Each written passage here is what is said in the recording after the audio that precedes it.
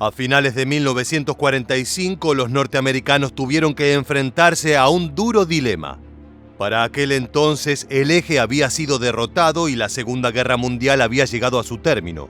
Los aliados habían salido victoriosos y Estados Unidos se perfilaba como la potencia más importante del globo. Ahora tocaba enjuiciar a los jerarcas alemanes, italianos y japoneses responsables de cometer delitos de lesa humanidad, tales como masacrar civiles y prisioneros indefensos. Entre octubre y diciembre de ese año le llegó el turno al general Tomoyuki Yamashita, un oficial nipón del ejército imperial acusado de cometer varios crímenes de guerra y de ordenar la ejecución clandestina de numerosos rivales. Sin embargo, cuando comenzó la investigación, el tribunal se encontró con un hombre moderado, de carácter apacible y amable con sus custodios. Yamashita se mostraba desgarrado por estas atrocidades. Alegaba que sus soldados habían cometido los asesinatos sin su permiso, y la evidencia disponible apuntaba a que esto era cierto. Ahora le tocaba a los jueces tomar una decisión, una tarea que no era para nada sencilla. Lo que estaba en juego era nada más y nada menos que la vida de Yamashita. No te muevas de tu pantalla, porque en los próximos minutos te contaremos todo acerca del único general japonés que se mostró arrepentido.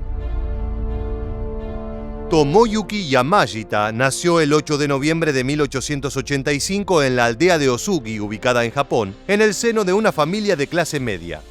Desde joven decidió que lo suyo era la vida de soldado, de manera que se alistó en la Academia del Ejército Imperial para comenzar su carrera militar.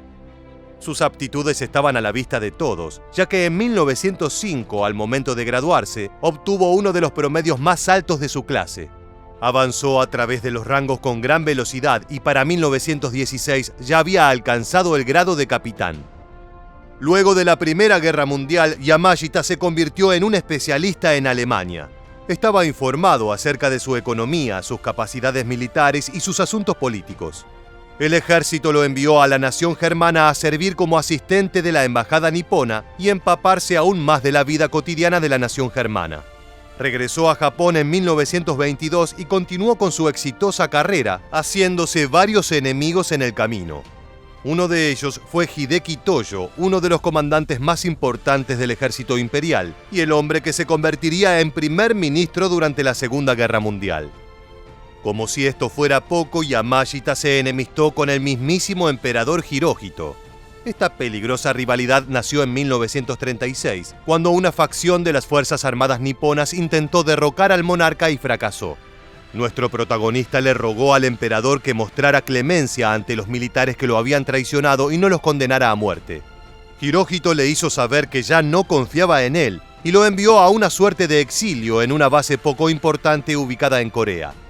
Yamashita, sin embargo, aprovechó la situación al máximo y al año siguiente fue ascendido a teniente general, uno de los rangos más importantes del ejército.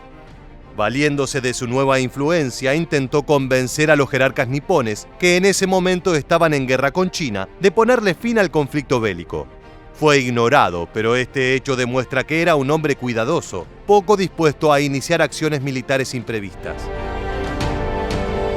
Tras el estallido de la Segunda Guerra Mundial, Yamashita fue designado al mando de la División 25ª del Ejército, que estaba estacionada en la Indochina francesa preparándose para atacar Malaya, un territorio que abarcaba a los actuales países de Malasia y Singapur. El objetivo del operativo era expulsar a las tropas británicas que había allí y que utilizaban la región como un lugar desde el cual coordinar sus movimientos en Asia. Los nipones estaban vastamente superados en número, tan solo contaban con 70.000 hombres frente a los casi 140.000 ingleses.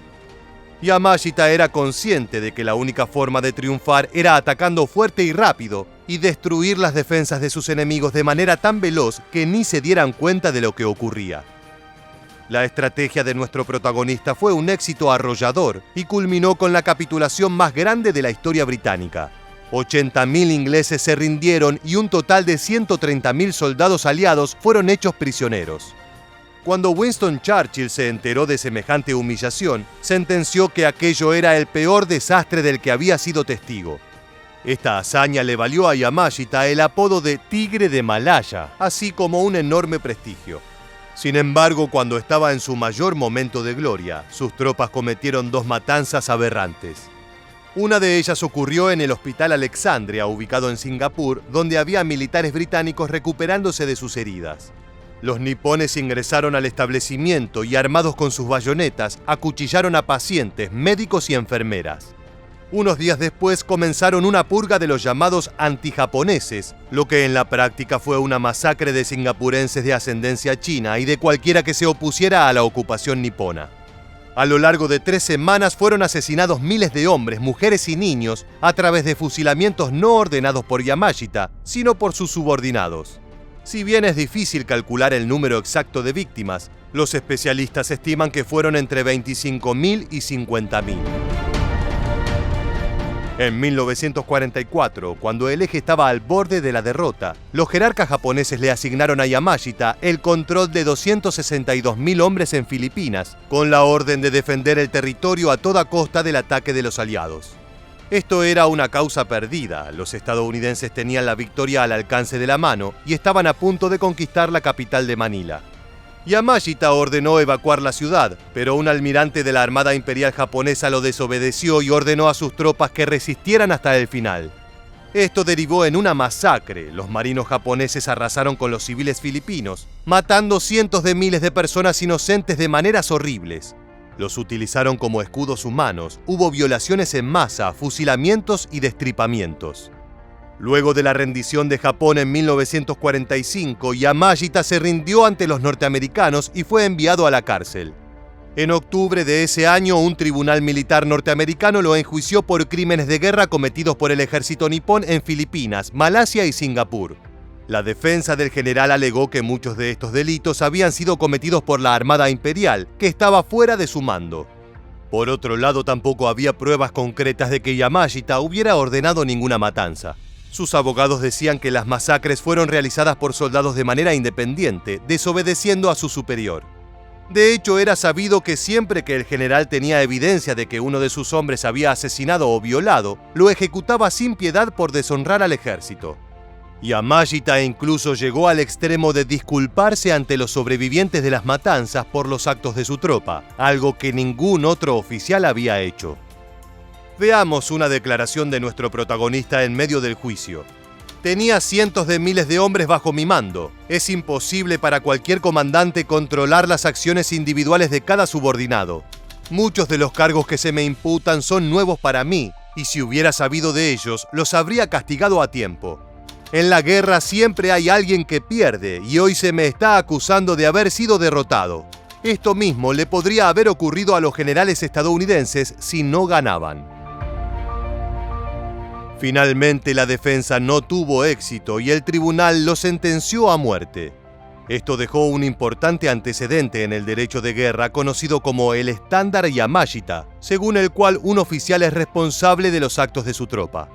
El 23 de febrero de 1946, el general fue llevado al cadalso y colgado en la horca. Antes de morir, agradeció a sus captores por haberlo tratado con benevolencia. Llegamos al final del video y queremos preguntarte, ¿crees que ejecutar a Yamashita fue lo correcto? Déjanos tu respuesta en la bandeja de comentarios aquí debajo y no olvides suscribirte a nuestro canal para conocer muchos más sucesos militares que dejaron su huella en la historia.